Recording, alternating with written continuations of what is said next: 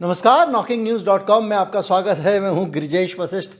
दिल्ली के चुनावों में आनंद आने लग गया है। अब घमासान भी शुरू हुई है और ब्रेन गेम भी। घमासान सामने दिख रही है और ब्रेन गेम समझ में आ रहा है।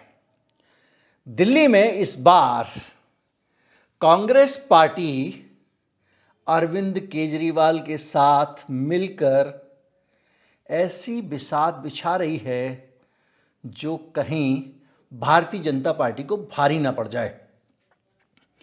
सुनने में आपको ये बात अजीब सी लगेगी, कहेंगे कि कल तक मैं कह रहा था कि कांग्रेस पार्टी तो कहीं नहीं है टक्कर में, तीसरे नंबर पे भी नहीं है। आम आदमी पार्टी क्लियर कट जीत रही है, लेकिन कांग्रेस पार्टी अचानक तस्वीर में कैसे आ गई और कैसे ये दोनों भारतीय जनता पार्टी के लिए खतरा बनते जा रहे हैं। आज हम इन्हीं पहलुओं को तलाशने की कोशिश करेंगे, समझने की कोशिश करेंगे, इसके पीछे की कहानी। कहीं मत जाइए, चैनल को सब्सक्राइब कर लीजिए। मैं अभी हाजिर होता हूं।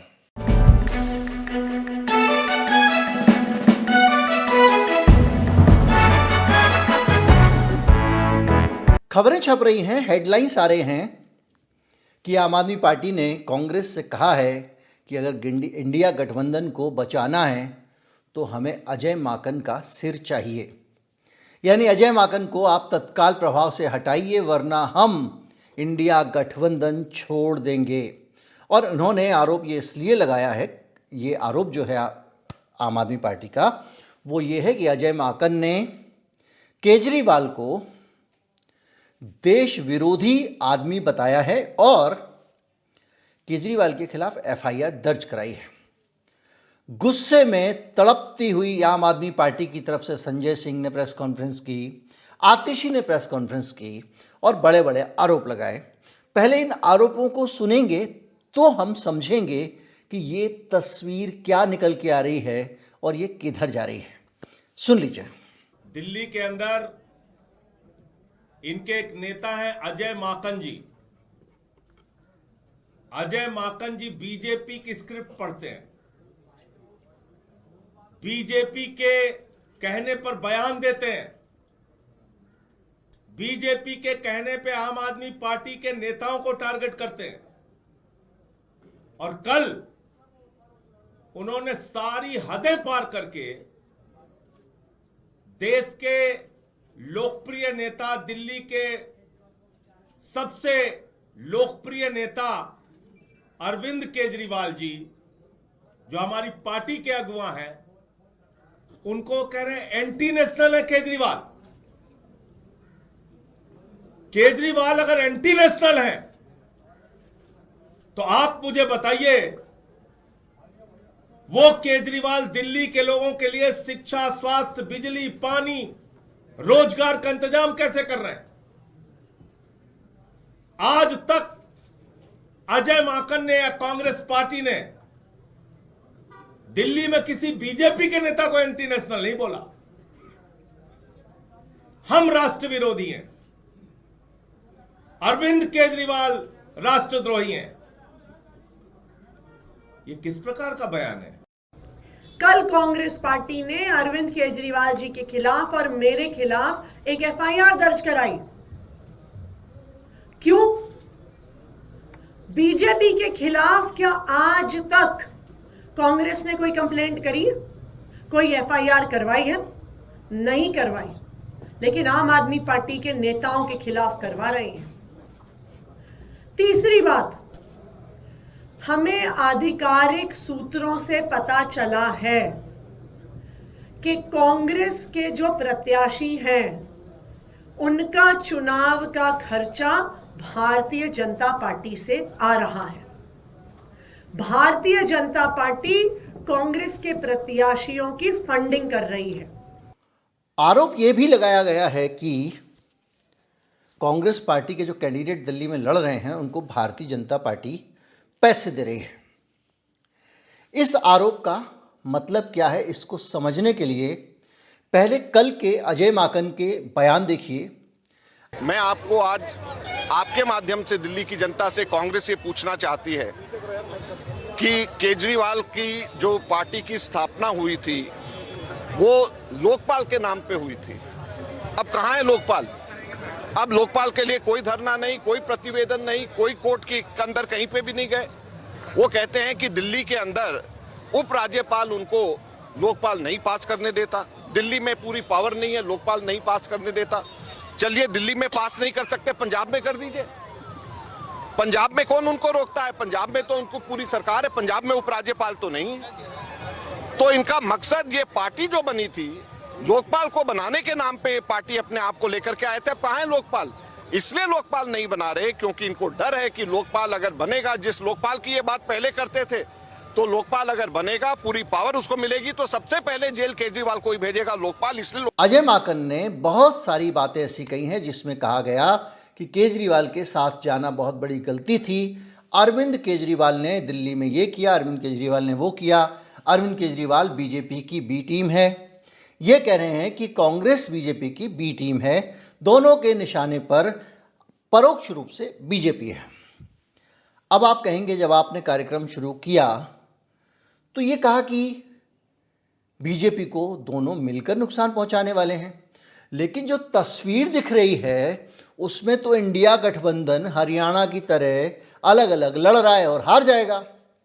और उसके दूसरी तरफ जो एनडीए है, मोदी जी का गठबंधन है, वो लोग दिल्ली में मिलजुल कर चुनाव लड़ने वाले हैं। चिराग पासवान को भी साथ लिया जा रहा है। तो जो मिलकर लड़ने वाले हैं वो एक तरफ, और ये जो आपस में लड़ने झगड़ने वाले हैं, ये कैसे उसका मुकाबला कर लेंगे? बल्कि इन दोनों के झगड़े में कांग्रेस पार्टी अरविंद केजरीवाल के वोट काट देगी। और कांग्रेस पार्टी ने अगर अरविंद केजरीवाल के वोट काटे तो बीजेपी को फायदा हो जाएगा। ये तस्वीर आपको दिखाई देती है मोटा मोटा, लेकिन ये राजनीति का परंपरागत हिसाब किताब है।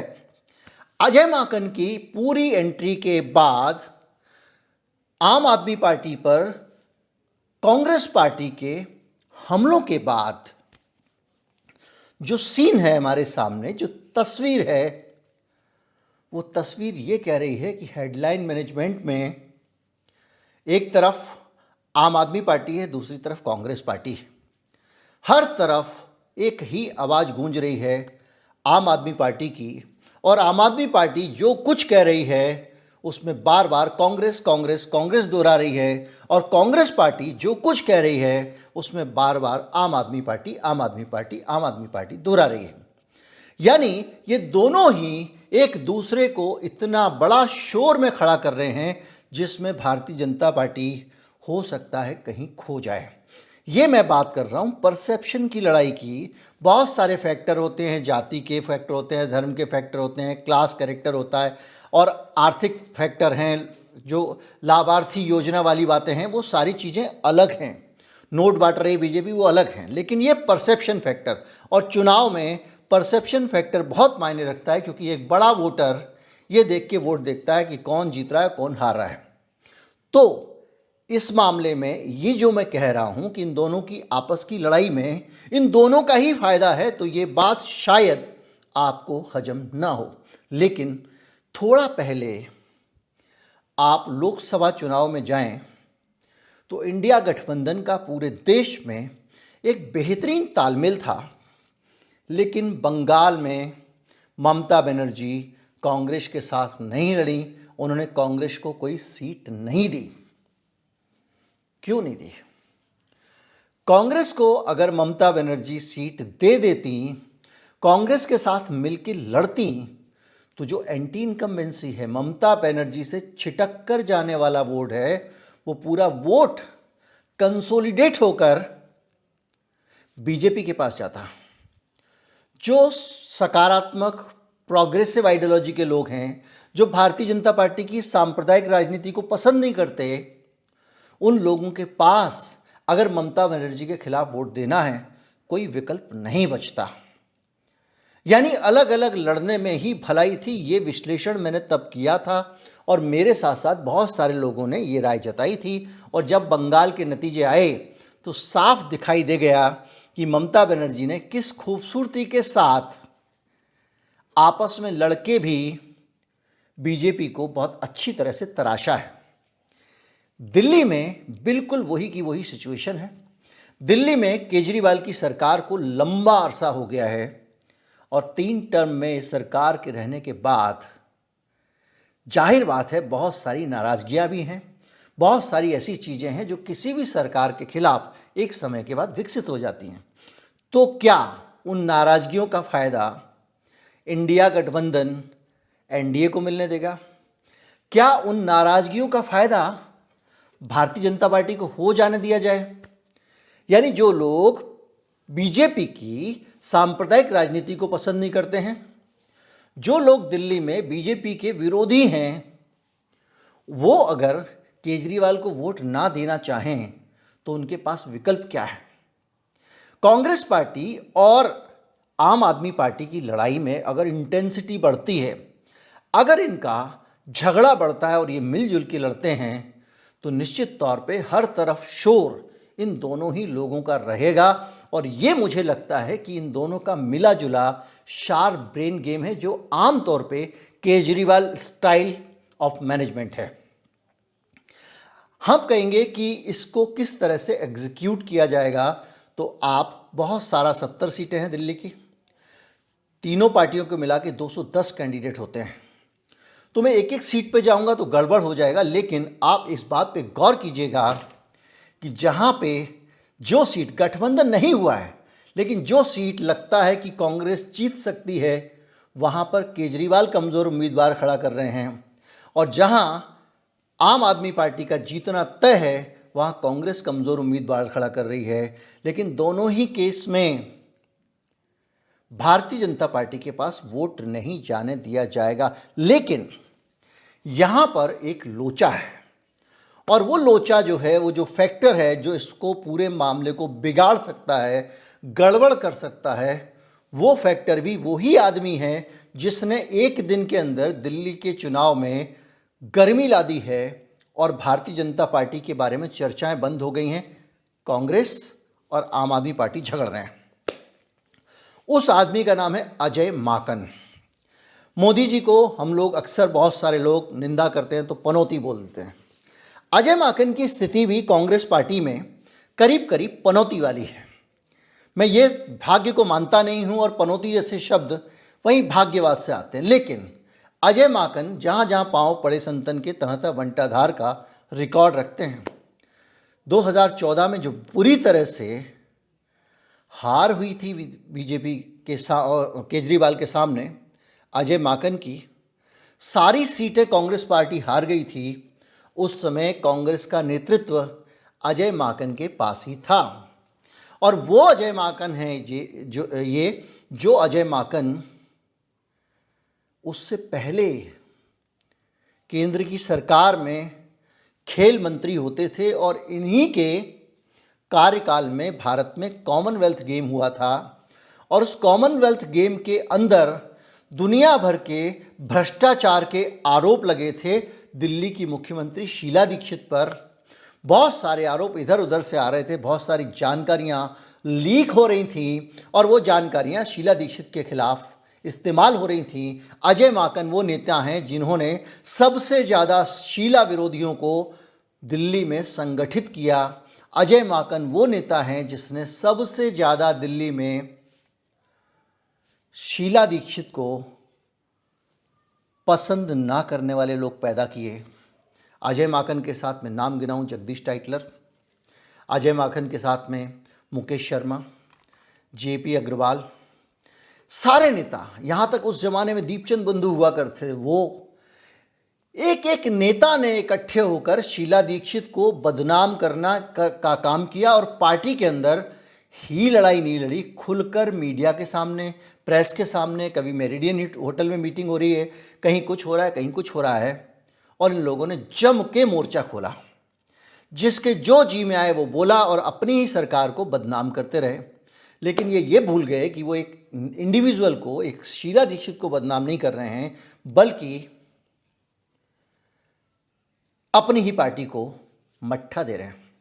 और वो मट्ठा देने में उस समय अजय माकन का खेल मंत्री के तौर पे खेल के अंदर की बातों को जानना और दिल्ली के डेवलपमेंट पे बार बार शीला दीक्षित से 36 का आंकड़ा होना एक कारण माना जाता है। तो एक जगह पे जो नुकसान हुआ उनके कारण, मैं ये नहीं कह रहा हूँ उन्होंने सबोटाज किया, मैं ये नहीं कह रहा हूँ कि उन्होंने पार्टी को नुकसान पहुँचाया, लेकिन वो दौर था जब वो खेल मंत्री होते थे, जब कॉमनवेल्थ गेम के आरोप लगे और कांग्रेसियों ने जो भी आरोप लगाए, यहाँ से भी आरोप लगे, बीजेपी ने जो भी आरोप लगाए, अजय माकन पे तो नहीं लग रहे थे। खेल मंत्री तो वो थे, या तो निशाने पे कलमाड़ी थे या शीला दीक्षित थी। आज तक कोई भी आरोप साबित नहीं हुआ शीला दीक्षित पे। दिल्ली में ज़बरदस्त डेवलपमेंट हुआ। 10 साल में शीला दीक्षित ने जो विकास कर दिया, अब परमानेंट लिख गया इतिहास में। एक मुख्यमंत्री आई थी जिसने दिल्ली को बदल दिया था। उस मुख्यमंत्री के पीछे पड़ने वालों में सबसे आगे अजय माकन थे।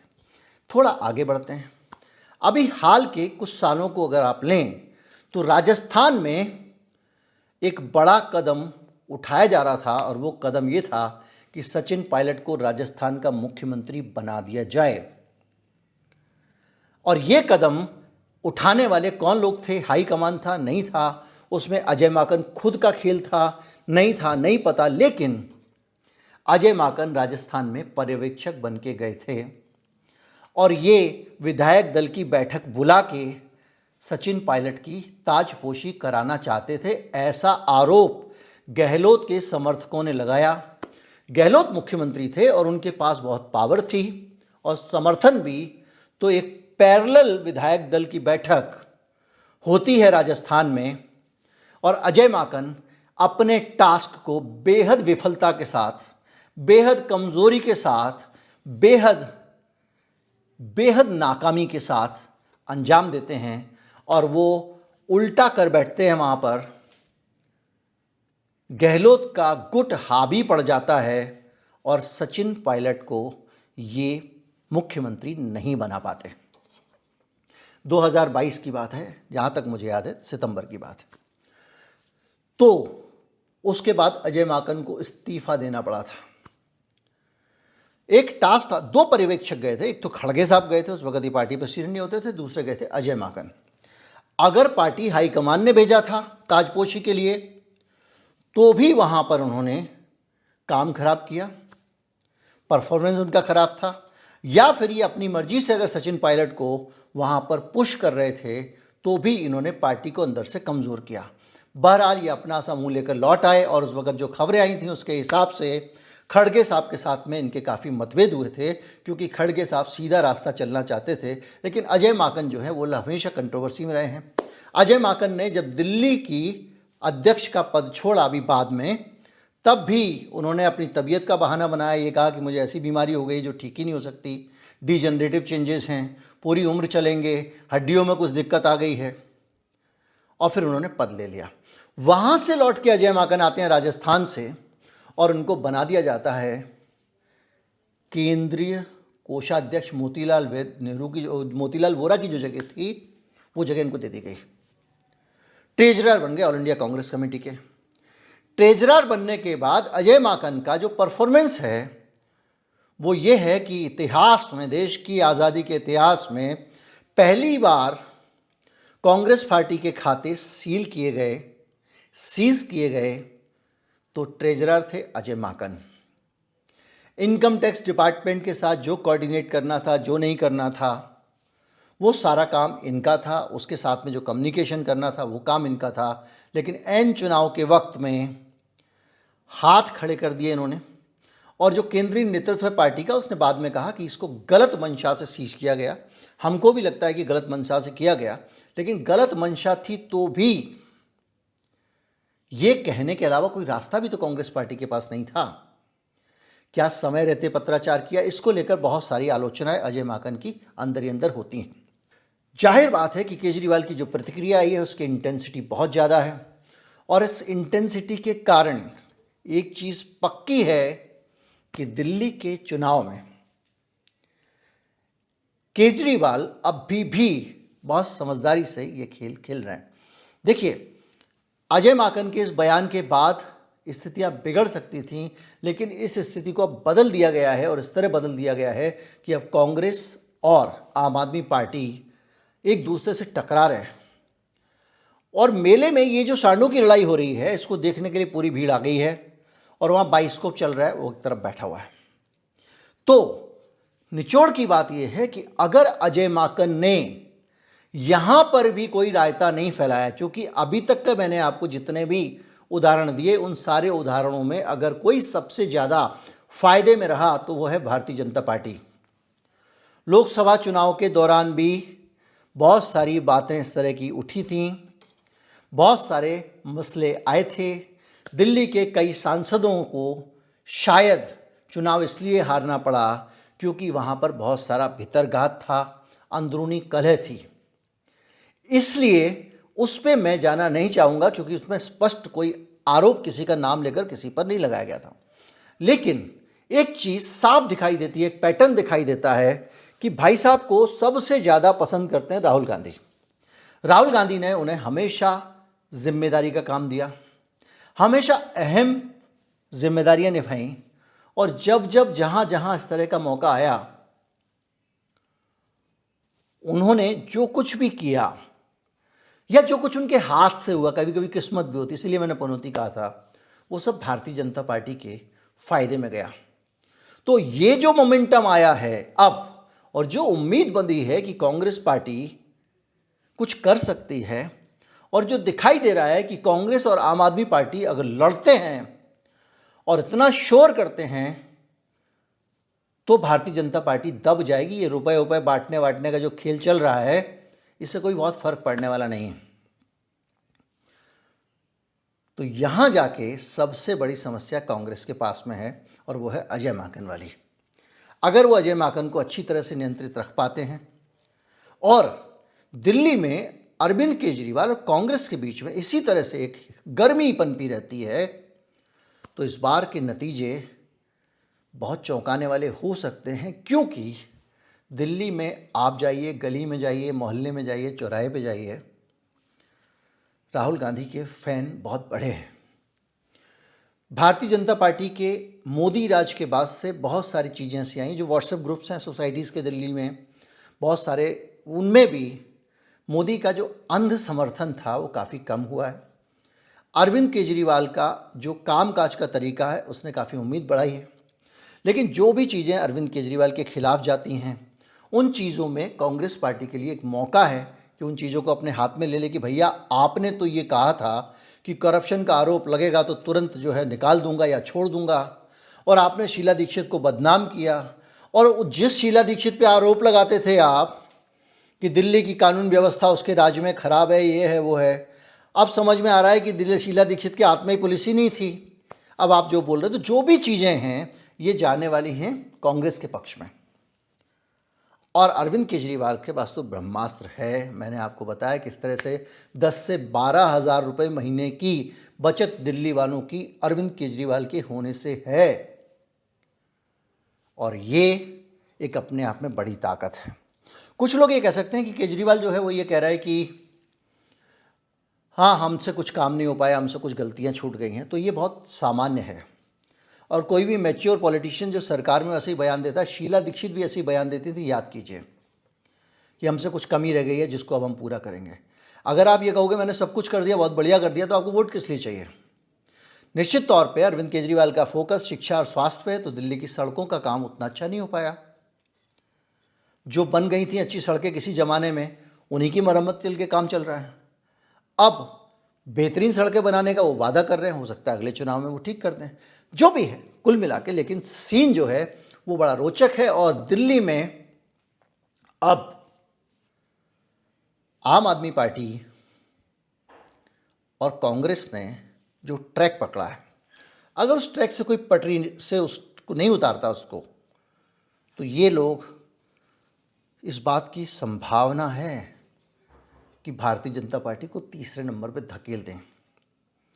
लेकिन अभी चुनाव बहुत दूर है और जैसे जैसे चुनाव के दिन नज़दीक आते हैं रोज़ कुछ ना कुछ बदलता है। कल क्या होगा कोई नहीं जानता। कौन दिल्ली में बीजेपी का सीएम कैंडिडेट आ जाए, कौन कांग्रेस का आ जाए, क्या उठा पटक हो जाए, कहाँ क्या गलती हो जाए, कहाँ कौन चूक जाए, किससे फाउल हो जाए, कोई नहीं जानता। लेकिन सिचुएशन जो है वो, चुनाव जो है, ये बहुत ही रोचक होता जा रहा है। नमस्कार, जय हिंद।